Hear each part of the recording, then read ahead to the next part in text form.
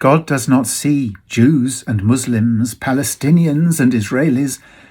God sees us all only as God's beloved.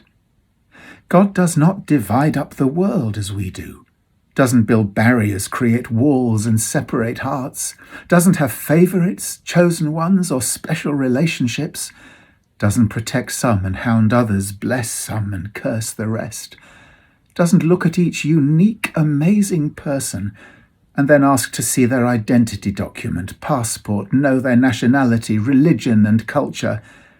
None of these things have any eternal significance, any relevance. They gain no advantage, offer no reward. They are meaningless as for when parents open their arms to welcome a daughter or a son come home.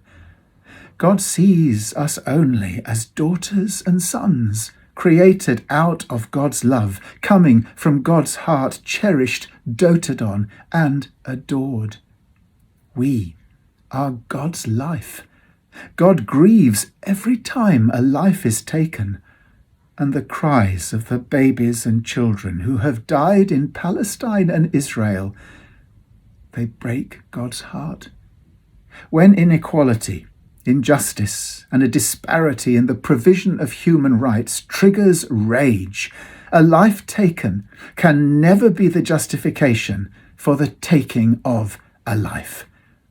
Instead, God's mandate in this conflagration is that everything must be done politically and diplomatically to achieve equality, justice, and human rights for all Palestinians and Israelis, so that God's true peace can be known on earth.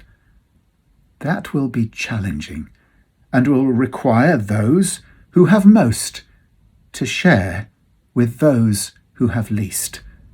But that is God's way, rather than the destruction, invasion, and slaughter that is man's way.